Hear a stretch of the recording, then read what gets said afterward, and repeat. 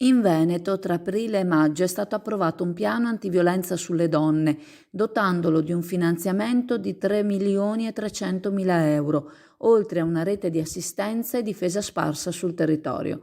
Come afferma il governatore del Veneto Luca Zaia, le donne vanno difese e deve nascere una cultura del rispetto alla donna, anche se sembra impossibile doverlo ribadire oggi. Si devono fornire alle donne vittime di violenza case sicure. L'assessore alla sanità ha spiegato come è articolato il piano e le numerose linee di intervento, anche se è sul piano culturale che si deve agire maggiormente a livello di prevenzione. Le donne vittime di violenza vanno allontanate dai luoghi dove questa viene esercitata e vanno rafforzati gli interventi di prevenzione, di assistenza e di sostegno, anche abitativo. Le donne vanno aiutate nei percorsi per uscire dalla violenza, reinserite nel mondo lavorativo. Tra i progetti alcuni sono rivolti anche a minori o a donne migranti o altri agli uomini che le maltrattano. Nel territorio sono presenti 90 strutture in aiuto alle donne che vanno dagli sportelli antiviolenza alle residenze protette.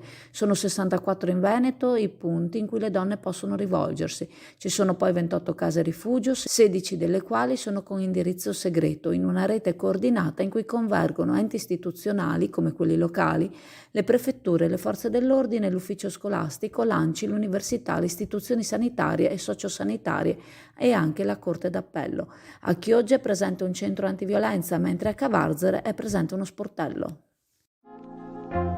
Pescheria Cam vi aspetta sempre con gli orari tradizionali dal lunedì al venerdì, al mattino dalle 9 alle 12, al pomeriggio dalle 15 alle 17 e il sabato dalle 9 alle 12:30. Gli esperti operatori della Pescheria Cam sono a disposizione per offrire il meglio del prodotto adriatico e di importazione, con la consueta garanzia di convenienza e qualità.